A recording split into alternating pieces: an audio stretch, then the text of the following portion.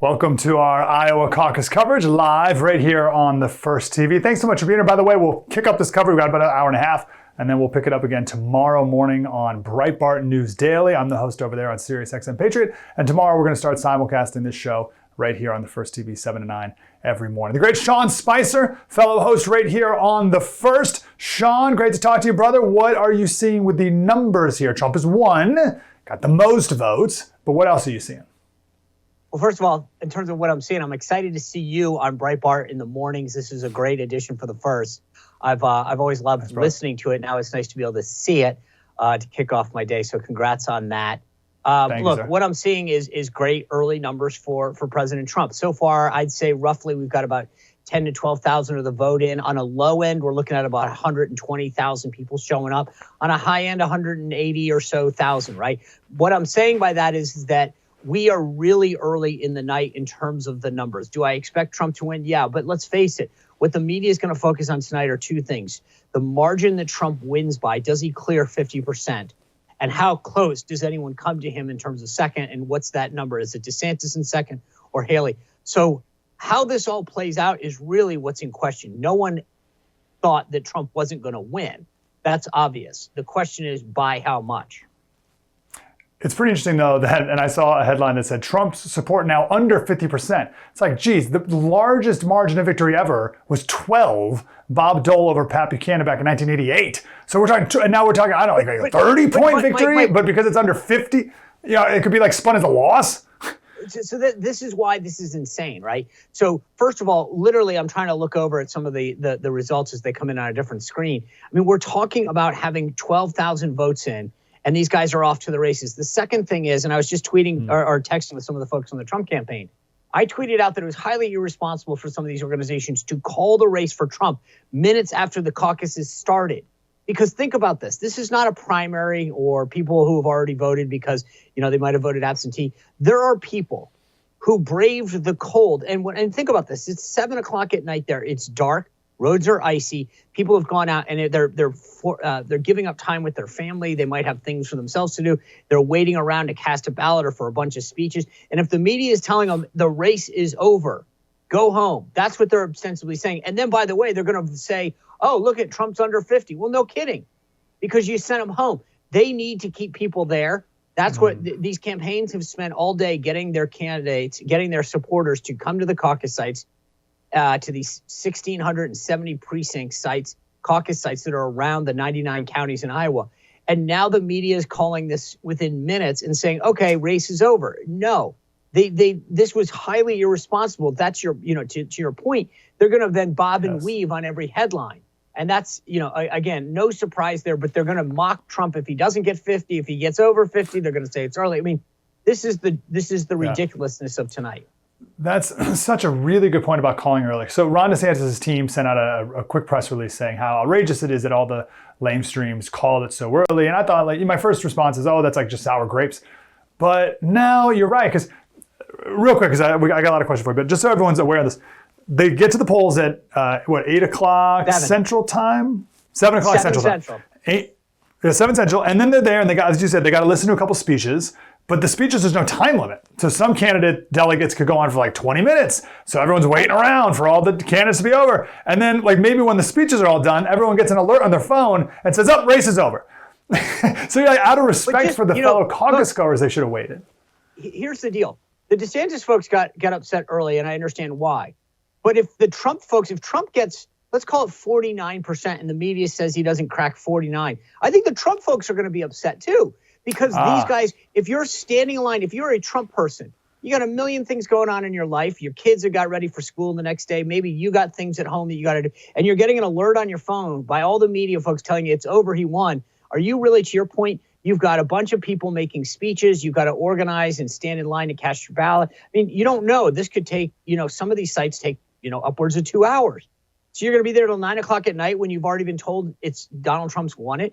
And I think that while I understand the outrage of the DeSantis folks early on, I could see a bunch of the Trump folks getting upset later on when they realize that maybe they come up a little short or that people would have stayed. When anecdotally people start saying, hey, I showed up, but then I left because I heard you already won. Yeah. Okay, very interesting.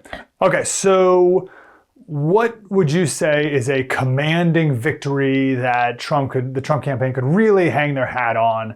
And what would be a victory that's like, oh, I don't know, let's see what happens in New Hampshire?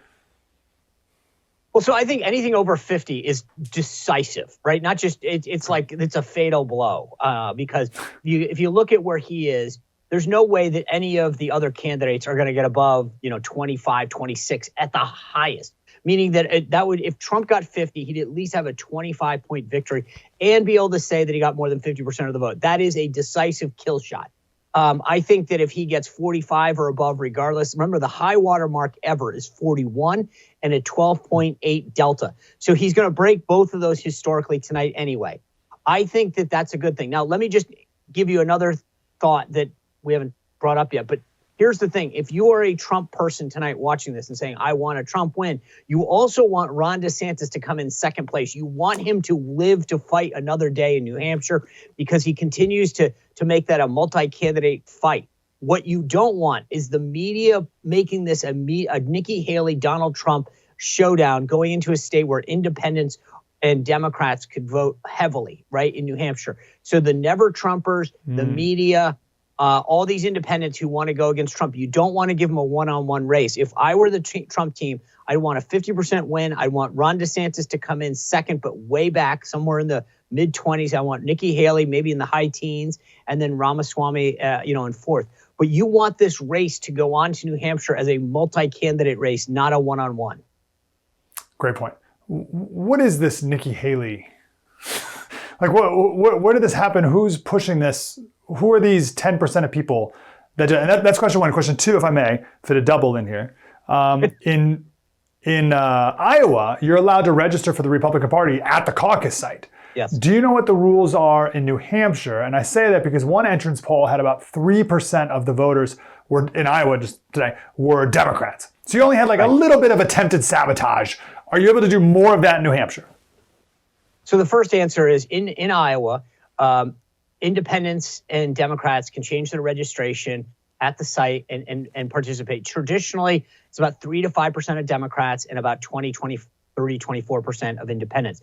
Why that matters particularly this year, though, is remember the Democrats are not having a caucus night tonight. So if you're a Democrat sitting at home and saying, I really want to screw with Donald Trump, or even an independent that might generally vote Democratic, you go out tonight, you got a free shot. The difference tonight in Iowa is, as I said, we were talking about just a moment ago, you might have to be there for a few hours. So the question is, how committed are you to doing this? In New Hampshire, independents can jump in and Democrats. And again, same thing. They're not having a real race on that side. Joe Biden is not on there. You're going to see a much higher degree of independents in particular in New Hampshire play a role. Back to the first part of the question you asked. When you look at who Nikki Haley's support comes from in Iowa alone, 49% of Nikki Haley's support is from independents and Democrats who plan on going tonight. First, I would just say that tells you a lot about who makes up her base.